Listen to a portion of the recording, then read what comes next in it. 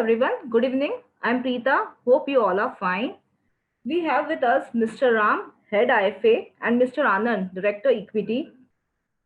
Recently, on 1st Feb, we had our Union Budget 2021, and today we are here to decode it. So, without wasting much time, let me put you to Mr. Anand so that he can decode the budget 2021 for us. Please feel free to raise the questions or queries during the session through our chat box.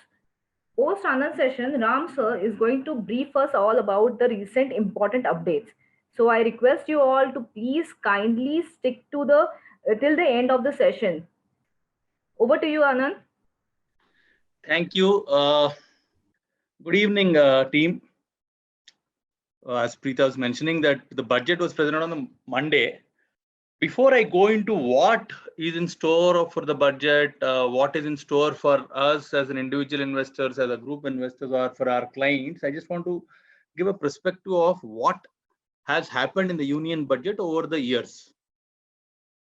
Recently, at least I could say the last 7-8 years time, this concept of budget has become a mere statement which will show what the government is planning to do or a period of that financial year, the next financial year. Most of the times there were mini budgets given wherein every couple of months or every quarter the government announces some or the other measures. Last year was a unique one wherein we had a lot of mini budgets. The government called it Atmanirbhar package to tie to the pandemic, and the weaker sections of the society or the sections which were mostly affected were given some help. And government did a fairly good job in terms of not resorting to a madness of money printing, but have been very, very stable in terms of giving a proper response to the weaker sections or the sections which were affected. If you just look at the West, most of these economies have gone ahead and printed loads and loads of money because they realize that liquidity is the major problem. We went in a different route altogether to identify those sections and only helping those sections. So if you just look at whether it is UPA 2 or NDA 1 along with NDA 2, most of the times the budgets are a platform which will show you that this is what we are going to do. And the next year, the platforms will be unveiled, wherein you will understand whether the platform is getting through, whether the package is getting to the right people or not. We'll come to know most of the times during the financial year. The same has happened in this budget. They have outlaid what is that their plan is and how they want to spend the monies over the next 1 year. I'll move into the contours of what the budget presented. As I said, these are very basic items which every year they are coming through. If you just look at it, the budget in the last 10-12 years time, we have trimmed down from a railway budget come finance budget to a mere finance budget, wherein most of the details of expenditure on the railways are also included in this. There were points of current account deficit, fiscal deficit. Now the current account deficit concept have moved out. So we have trimmed it down to an extent wherein only the major aspects of the budget are covered within the 2 hours time. This year as well, there were few things which have changed again. If you just look at it, 10 years back, we were talking about in the budget a lot of subsidies, whether it is farm subsidy, fertilizer subsidy, all of these things, your diesel subsidies, petrol, all oil subsidies have all got eaten out because the government has gone in a different route altogether. The farm subsidies have reduced, the fertilizer subsidies have reduced, and the oil subsidies predominantly have got washed away. The uniqueness of this budget this time is that the focus of the government is on a basic thing called capital expenditure.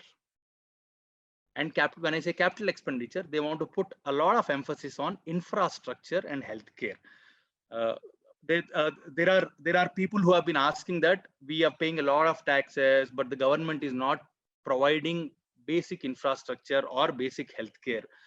If you see, it's not only in this government, the previous governments also, there were a lot of emphasis put on how to ensure that at least some sections of the society get proper healthcare. I'm sure we are moving towards a stage wherein we will get into a place or a period of next 10 years time with whatever the government has outlaid, that most of the healthcare would be government driven. So that is what the agenda is. You just can't directly go and say that I will sponsor everything. So they are slowly moving towards that. And that was very, very clear in this budget, wherein they said specifically about healthcare and infrastructure, capital expenditure, what we call is capex. Now, what is the beauty of capex is, you know that this is going to grow. You know the economy is going to grow. You know, if we put emphasis on infrastructure, revenues will come through. So they want to put that expenditure, the capital expenditure, on things which will give us yield over a period of time. So that is what the emphasis was. Most of the market commentators were expecting a fiscal deficit of around 8.5–8%, but it overshot this year to 9.5%. Now, what is the problem with fiscal deficit is, if it is a normal sane year, fiscal deficit of around 3.5 to 4% would have been okay. Around 4.5% would people would say that no, we have issues with fiscal, and this may actually lead us to a bad shape in the next financial year. But this year, everyone have set aside the concept of fiscal deficit, so it has shot up. It has shot up beyond a certain expectation to around 9.5%. The government have set a target of 6.8 for the next year. I think it should be around that with whatever has been happening in terms of proper management of resources. I think it should be around that. And they said that they'll not move away from the fiscal consolidation which they want to do, and they want to get into that mode by 2025. So the path is very clear for the government of what they want to do. The good part about this document, which is called as budget, is everyone were having thoughts that would there be a COVID cess, would there be an LTCG increase, or would there be a short-term capital gain tax for incremental revenues which people have gained in the markets in the last 1 year, because the markets have rallied so much in the last 10 months, 11 months time. A lot of thoughts came into picture. The good part about it is there is nothing which is done on that side. So if there is nothing, it is good. If there is something which should have happened on the negative side, the market should have taken very negatively. If you see the market's movement in the last 4 days time from the low which happened on Friday, they have given a thumbs up to that, because market was anticipating some kind of a cess, COVID cess, or some kind of a taxation, which is maybe directly related to markets or indirectly related to markets or on corporates, or they were even talks on a wealth tax. So all of these things were quashed by the government. They said, no, we are not going to do anything this year.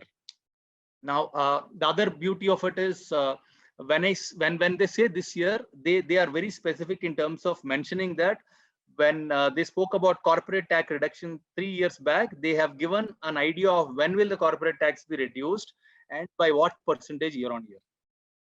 So the market has presumed that nothing is bad is going to happen in terms of any taxes going up, at least in the next 2-3 years. That is what the commentary of the market participants is. There was a lot of push on privatization, asset monetization. When I say privatization, we have been hearing about government getting into privatizing a lot of public sector banks, and they were clear this year that they will go ahead with privatization for a couple of banks, and they will move ahead with that without much of an ado. And there are a lot of assets which the government want to monetize. I will talk about that in the coming slides. There was also a thought of a bad bank. This has been talk of the markets for the last 1.5 year time, and finally it has got materialized, wherein the government said that we will set it up either through an ARC or an AMC.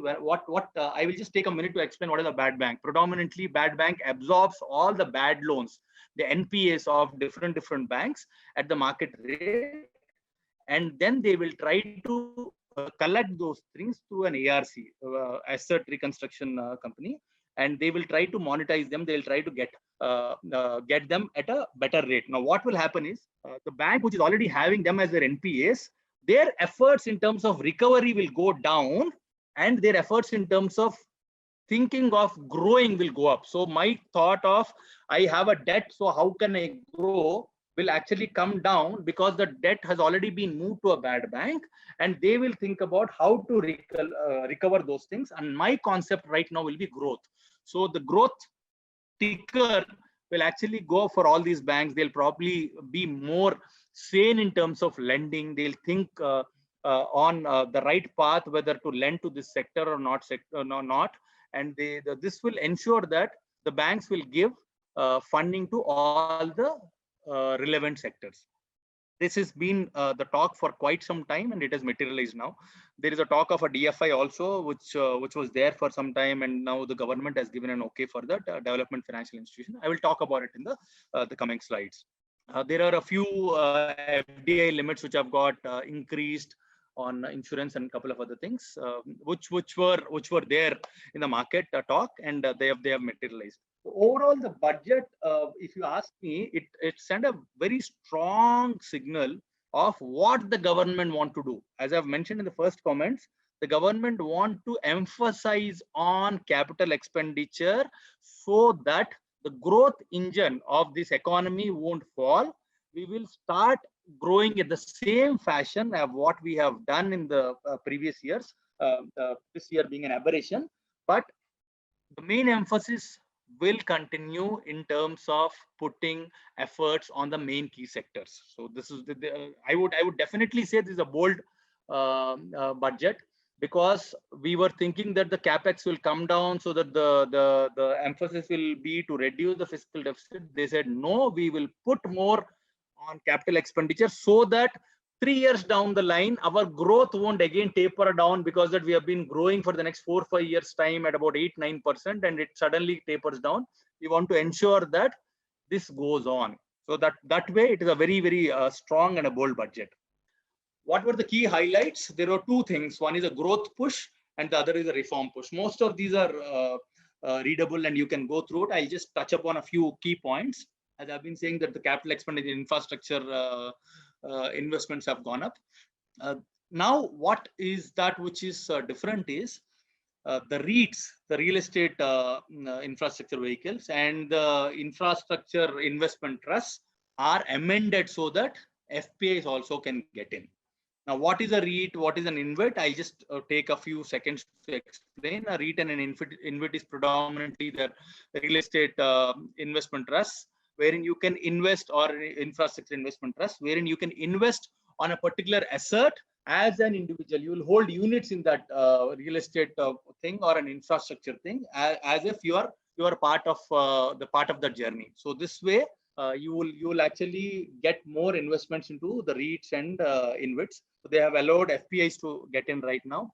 And then there is the number of projects which are going to come in for the roads and highways thing have gone up from 6,800 to 7,400, and they have allocated almost 1 lakh crores, which is the highest.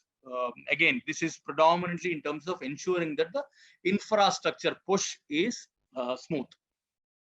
Again, we have been talking about healthcare. There are a lot of talk of why the government is not spending money on healthcare. Why is that we should, after paying taxes, the taxpayers have been saying that why should I go on spending so much money on healthcare?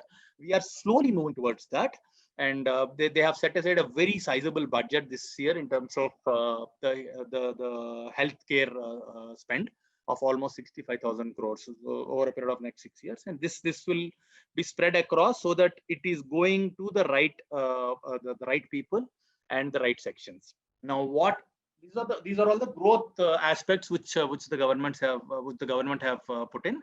What about the reforms? Disinvestments last year was again I wash out.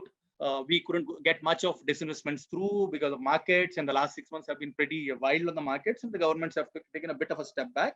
But this year, they were very, very clear that they will go with the reforms of disinvestment. And they have also mentioned in the budget that LIC is definitely up for some kind of a stake sale. And there is a privatization of 2 public sector banks. What are those banks and all is not yet out. And we will and that's why you can see a frenzy of the Nifty going up and the bank index going up in the last 3-4 days time, whereas the bank index have rallied almost 15% in the last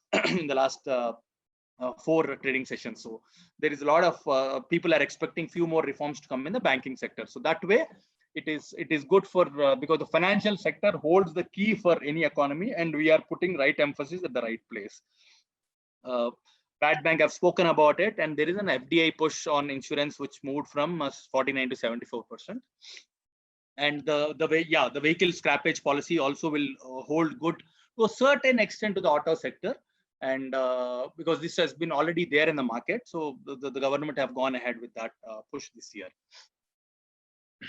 I will, what I'll do is I will explain about what is the breakup of the normal capex and how it has moved over the years. So if you just look at it, from the last 4 or 5 financial years, our capex have actually doubled from around 5.5 to almost 10, which is expected. So if you just look at it, this is the BE, which is the budget expenditure, and the reported expenditure, which is a bit different here and there. And this is the budgeted expenditure for the capex, and it has substantially gone up in the last 4 or 5 financial years. Now, what has happened, if you just move from here to here, what has happened is they want to see the share of capital expenditure going up so that we have emphasis there. And now, how will I, if I am expending, how will I get that funding?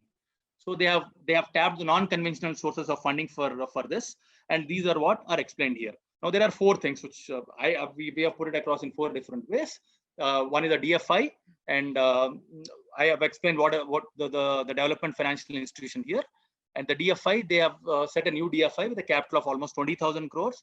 They are monetizing a lot of assets. When I say monetization, they are talking about some road projects, grid assets via InvITs, and also REITs. And there is a higher allocation. The other thing about this thing is higher allocation of almost 5.5 lakh crores and from center, and almost an additional 2 lakh crores from state. So this will ensure that the proper funding is done for the capital expenditure. And there are also points of they will issue a 0 coupon bond so that they can raise funds. The infrastructure funds can be raised through the 0 coupon bonds. Now these all 4 will lead and ensure that the funding for the capital expenditure is proper and true. So this is what will explain. Most of you will be thinking why the government is spending too much. The government, the capital expenditure ratios have gone up. Their allocation on road projects or infrastructure projects have gone up. How is that they are going to fund? So they have come with certain innovative ways. We have been dilly-dallying on whether we should actually monetize a lot of these assets in the last 3-4 years time, but government took the bold step that we'll ensure that we monetize these things so that we are sufficiently funded. So this is in it. This is the budget. Now, what is in it for you? Good part is there is no change as far as the equity and the mutual fund related taxation is concerned. As I've said, they didn't tinker with any taxation as far as individuals are concerned, corporates are concerned, or any capital gains are concerned. That's one. On the personal income tax also, they have not touched much. They have extended the home loan benefit by 1 more year, wherein you can get that extra 1.5 lakhs. And the tinkering which they did was for ULIPs, for anything which is premium is more than 2.5 lakhs, they have bought it at par with equity related mutual funds, so that it's a level playing field between ULIPs and mutual funds.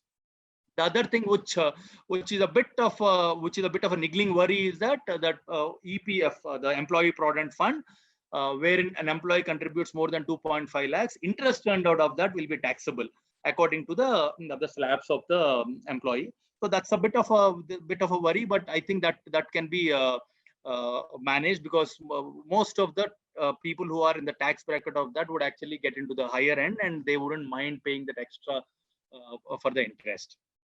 And yeah, there are a few reliefs on the NRIs. There is a double taxation worry which has been there for ages now, to be very frank with all of you.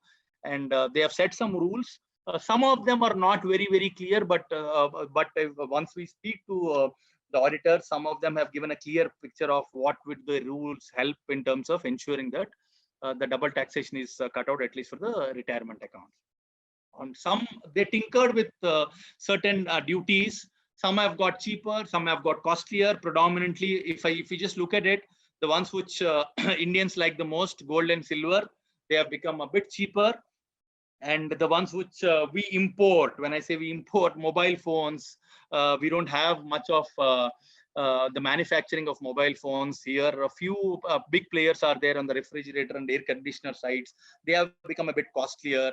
Leather goods have become a bit costlier, and certain auto parts. Auto is not actually hit a large, but very, very minuscule change in the auto components as well. So if I just look at this point, if I want to dwell on this point alone, what the government, the larger agenda of the government is to ensure that I have to limit my imports, and I'll have to ensure that whatever I'm consuming inside over a period of next 5 to 6 years is produced locally. So this is the larger picture. I feel that why is that they have tinkered with these things, which ideally would bode well for all of us over a period of next, again, half a decade. So now our view on just a minute, sorry guys, yeah, our view on what is that which will change on equity, what is that which will change on debt. I will just take a brief about it. As we have been saying that we want to be a bit neutral on equities. We have not reached a level of super high valuations or a bubble zone yet. We are there. The valuations are pretty high, but if you just look at it, the way the government is thinking and the way companies are spending on even the capex of companies, if you just look at the last couple of quarters results, most of these infrastructure companies, they have increased their capex. Most of the banks have increased their capex. Most of the technology companies have thought on innovative ways of how they can increase their revenues by slightly tinkering with their capex. So the growth trajectory is there for the next 5 years. So what we personally believe is the valuations may not drop down because of market correction, but the valuations will drop down because the growth will go up. Ultimately, the EPS, the earnings per share of Nifty, will go up because of the growth angle, and the valuations will slightly come down. So all this will catch up in the next couple of years' time. We personally believe that we should be invested with a slightly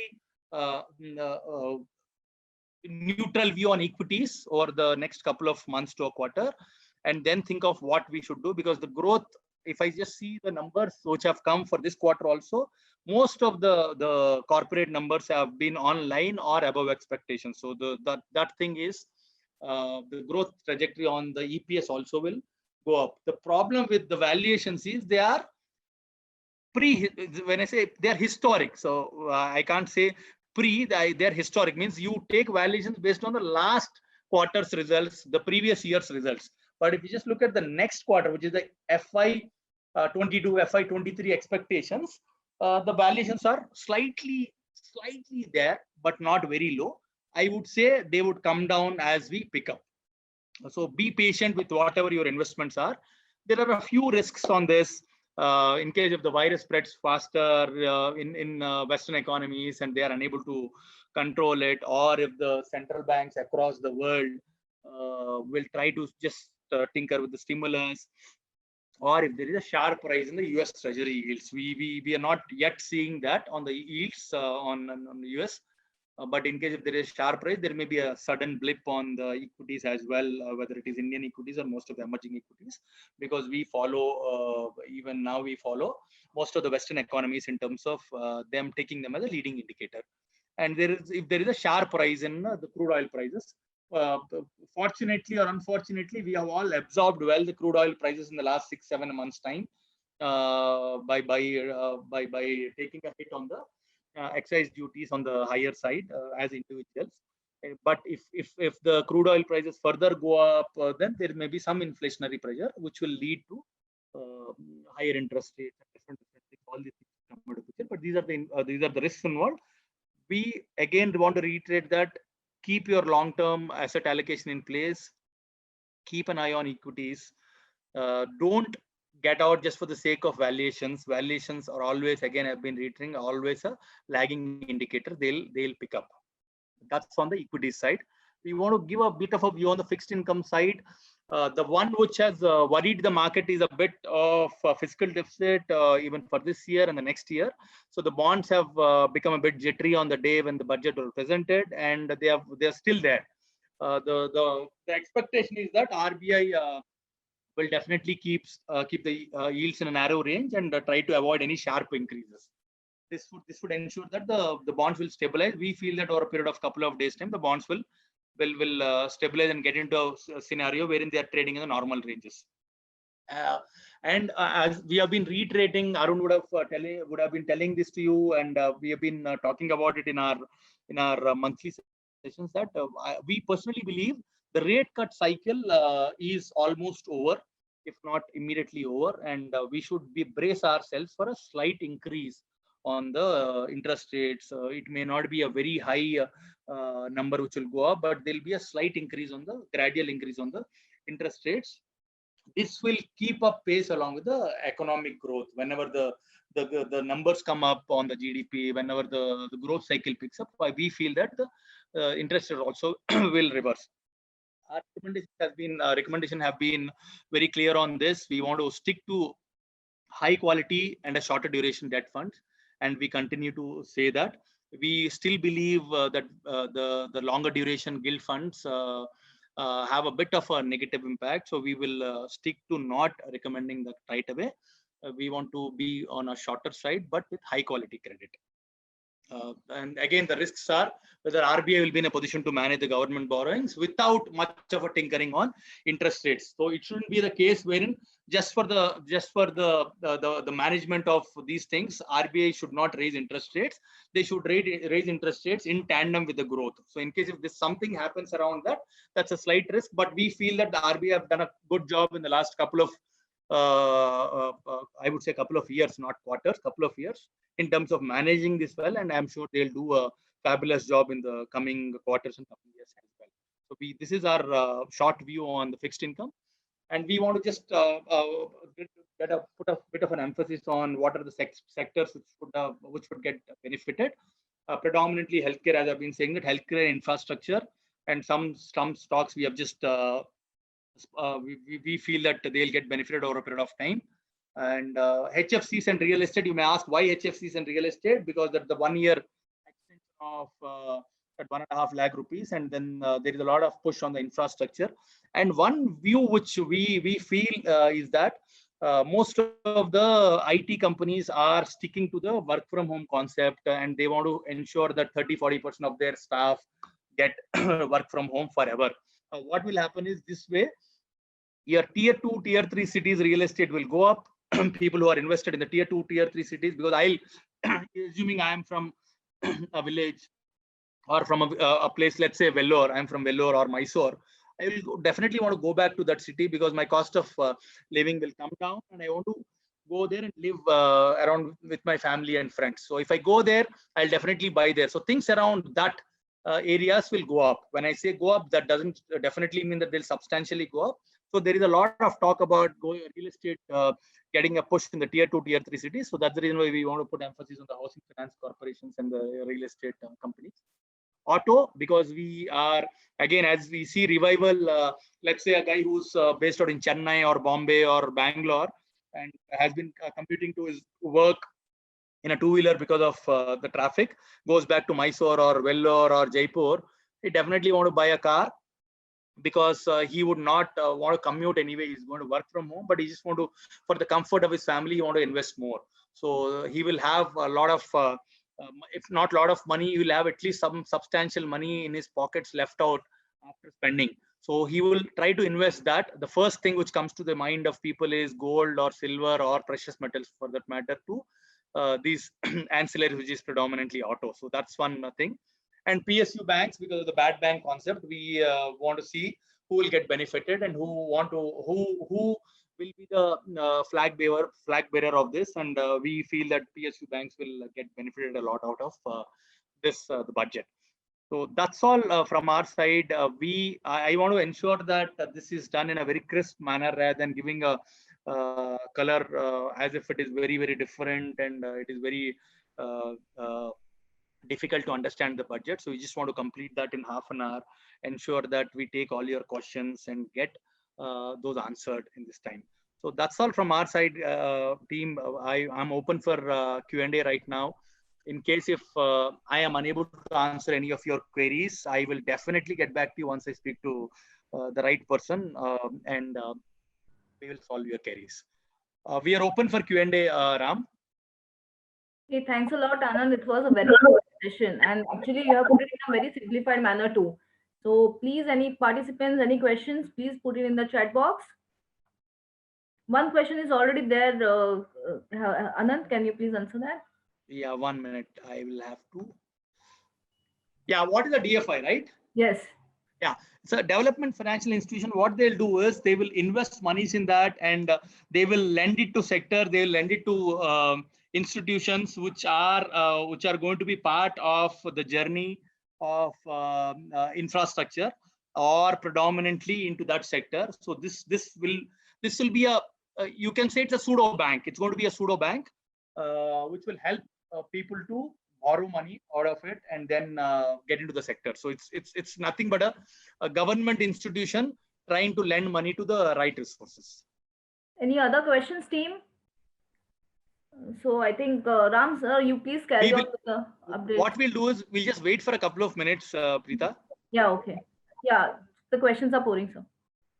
Okay, impact on debt funds in short term to long term. As I've said, there is some impact on the debt funds immediately when the budget was announced, predominantly because of the fiscal deficit numbers. But we expect them to stabilize in the short term. When I say short term, I'm predominantly talking about the next 1 week, 10 days time, wherein they'll stabilize. And as we have reiterated, we want to invest in debt funds for a shorter duration of time. Long term, we are not very, when I say shorter duration, I'm talking about a 2-3 year time horizon. Anything more than that, we are not very keen on getting investments at this point of time. Debt funds on short term should be good. They won't have, the impact has already been felt.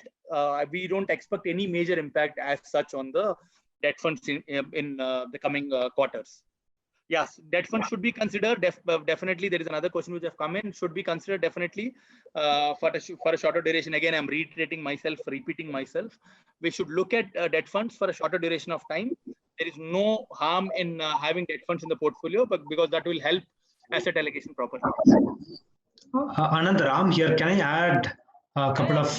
Please, Ram. Sure. So to answer that debt funds question, yes, it's a bit volatile because of the said reasons, whatever that Anand have said. But when you ask us this question called, can we look at investing in the debt funds currently? Yes is the answer. Maybe choose something like the ultra short term funds are very, very short term, because the long term bonds are the one which is slightly got affected. I would say the low duration or the ultra short terms normally can be, yes, it is also slightly volatile. But it will, because it holds the lesser maturity papers, it will probably recover again and it will have a better numbers. Maybe the longer term papers, longer maturity papers slightly will have affected. But again, in over a period of say 6 months to 1 year, this will also get turned to the road. So yeah, so to if you want to buy anything now, then obviously please stick on to the select funds, whatever that we have come up with, our research team have come up with. I think those are like 100% AAA papers. Number one. Number two, even in those select funds, just go with the the low duration papers or the liquid funds. Yeah. Thank you. Yeah. Thank you, Ram. Thank you. Yeah, on the printouts, Ram would be a better person to explain on the explanations made. He can get in touch with. I am just understanding this question. Can we have printout copies of the explanations you made? Anand, it is about sharing the PPT. I think we should be able to share the PPT. Yeah, we can do that. We can do that. Absolutely. You can go to the next question. Yeah. Should we reduce large cap and switch to mid cap for longer time view? Okay, I will answer this question in 2 points. One is, if we just look at the market, I will advise this from the market perspective because it's a bigger animal. 2016 to 2018 was the time for the mid caps to small caps, wherein we had a massive run in the mid caps to small caps. And after 2018, there were issues with DHFL and others, and a lot of money went out of the mid caps and small caps. Unfortunately, they couldn't recover for a longer period of time. But if you just look at the rally in the last 2 years' time, it was predominantly driven by large caps. That doesn't mean large caps there is no juice left out of the large caps. We personally feel that it's going to be a mixture which will help us grow our portfolio over a period of next 3 to 5 years' time. I will tell you the reasons for it. Now, there is a lot of, when you compare the muzzle of a company which is large and compare muzzle of a company which is small, a large cap company would definitely have a lot of resources. I'm not going in terms of the capitalization, but I'm going in terms of what is their reserves and what strengths they have. Any company for that matter would have a lot of reserves and they will try to put a lot of money in terms of expansion. So that will help them grow. So when I say grow, you may say the large cap index have predominantly the benchmark indexes have rallied 20, 25%, 30% CAGR. Would they grow? They may grow 1 or 2% less, 2-3% less, but the growth will not come down. Now coming to a mid or a small, would they not have the muzzle of expending a lot? Now I would come here. The second part is mid and large, small cap. They are the companies who have been innovating a lot in the last 3 to 5 years time. And a lot of these mid caps and small caps have become large caps in terms of their capitalization. So we have to identify mid caps and small caps and get into those. And there are a lot of mutual funds which will help you to identify. And these have done predominantly well in the last 8-10 years time. If you just look at the CAGR of a mid cap or a small cap or a large cap or a multi cap fund, they would ideally be similar. Mid caps will probably give a percentage or 2 more, and large caps would have given percentages 2 less in 2019, but after that they would have caught up. So we should have a mixed approach. I would say rather than switching, if you feel that we should switch everything, no, I would not say that. If you have excess money, in case if you're already invested in large cap, invest that into mid and a small cap. That's predominantly my view.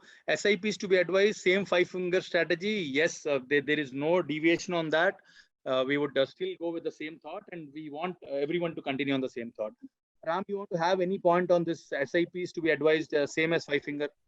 Yes, Anand. Yeah. So that's the beauty of this 5-finger strategy, right? So we have concentration in each of the categories, right? Each of those, for example, focused or value category. So I think that's the beauty. But now that the question is about SIPs, definitely yes.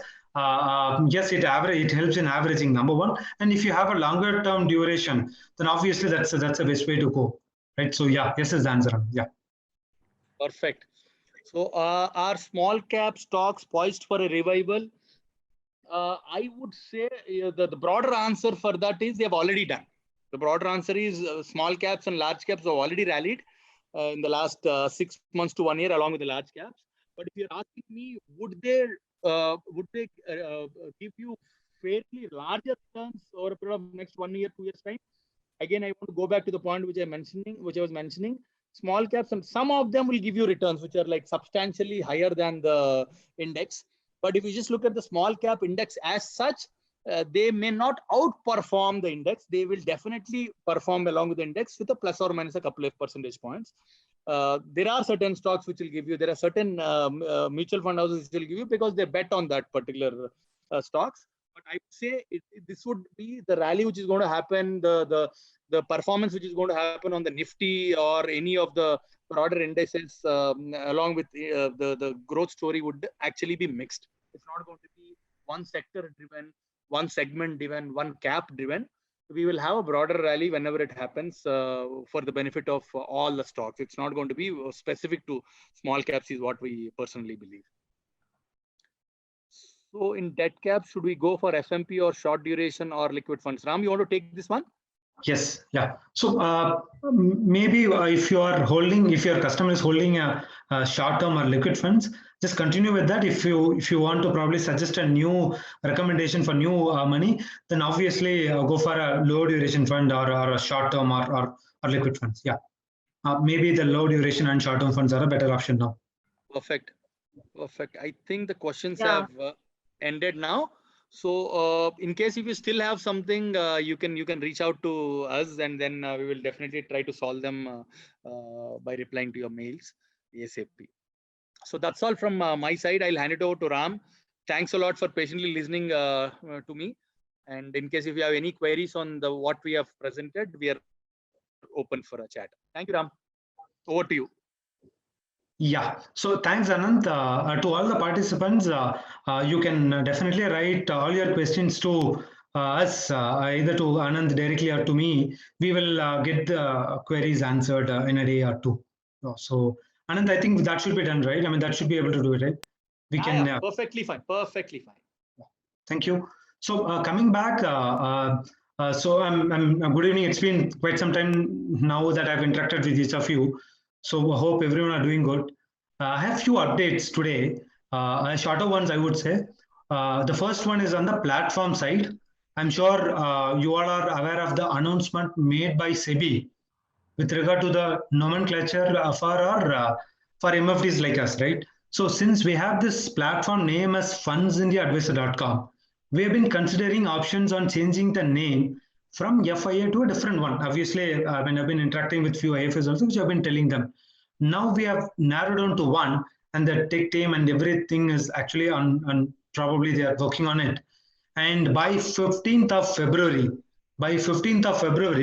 we will be able to launch the new name for our FIA platform.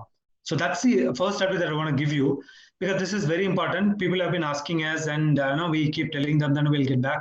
So by 15th of February, we should be getting that new name to our platform. Everything remains the same. The platform name changes. Yes. So that's the first update. And you can expect a communication from our end very, very soon. Maybe in a short time, you will get a communication email with regard to all this. From there, you can probably reach out to us for any of the query. But it's pretty simple, straightforward. The name change is something that we have worked out. And by 15th of February, this will be changed. So that's the first update. And the second one, which is also very, very important, with regard to the service-related queries. Right. So I think this is also very important to have a proper TAT for all our support related queries. Today, we are trying to respond to all our queries on time, but there is no proper TAT. And thus, obviously make our approach slightly ineffective. So what I've done, I've worked with the support team to arrive at the TAT for each of the queries that you have been raising for all these years. So probably I have it ready now. And I'll be sharing it with all our IFAs. Maybe around 50 people we have joined today. To you and to other IFAs also, I'll be sharing this list of the queries that we get and what is the TAT for it. In case if you have missed out any of it, we can always work it out and we can tell you. But 99% I think we have covered. I had a pretty lengthy discussion with the support team as well. So we have got those TATs, and I'm sure we will definitely follow it up.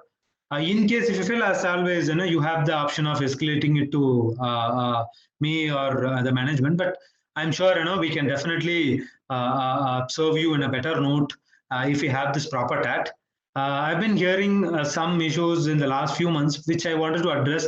Now it's the time. I think we have to probably pull up our socks and say, okay, look, this is the time, 1 day, 2 day, whatever it is, right? So we're working on it. We've worked on it already, and that is something that I'll be sharing it with each of you tomorrow. Right, with a detailed note on it. So that's the second item. And the third item is kind of a thank you message, I would say, because when we introduced this PowerSIP, there were a lot of queries, a lot of response, and I can see a good response to this PowerSIP. And thank you for accepting the PowerSIP as a product. Since you all know the contest that is running from January 1st. December 10th, I would say, from December 10th till March 31st. So we have another close to 2 months of period for the contest. So please, contribute your PowerSIP business, and you can definitely talk to your customers and try to probably bring in more business. In case if you have if you need some sessions, a mini session, or probably individualized if I have to call you, if our research team have to call you, probably to explain you about PowerSIP. If you have any clarifications on any of the PowerSIP logic and all that, we are definitely happy to do it. You can even send us the query. I or our research team will reach out to you on those parts also. So that's the third item on the PowerSIP. You can definitely write back to me. That will help me to address all your queries. So these are the three things that I want to update you. So the first one is about the platform update. You will be hearing from us very soon. But before I end this, I think somebody have emails, and please include my email ID in your. I have addressed that, Ram. I have addressed that. Okay. Yeah. Thank you. Thanks, Ram. Yeah. So first of all, thanks, Anand, for a wonderful session, which I should have done it at the first step. But nevertheless, it's a wonderful session. So to all the participants, thank you so much. These are the updates that we have. One is on the platform, the other one is on the TATs for all your support related queries, which will ensure that we follow it up vigorously, religiously going forward. The third one is about the PowerSIPs. So these are the updates that I have for you now. and you will hear from us more with respect to the platform updates pretty soon. So thank you so much. Ram, Yeah. I just have one point. Yeah, please. Sorry, guys. This is just an ad hoc one. We have our research, the equity research team also on the call, Mr. Vetrivel and Perumal. So they have almost 15 plus years of experience on the markets in terms of equity research. So what we are trying to do is that we will provide Ram with a specific ID wherein your clients or you can directly touch base with them, or you can touch base with them in terms of getting queries sorted out on a particular stock, and they should be in a position to update you as and when let's say you want an idea on a particular stock, you are looking at the technicals of that particular stock or fundamentals of that particular stock or a result update. They will be there to help you guys in terms of solving your queries. So that's the only thing which I want to communicate, Ram. Thank you. Thanks. Yeah, thanks, Anand. So yeah, over to you, Preeta. Yeah, thank you so much. Yeah. Thanks a lot, everyone, for attending the session.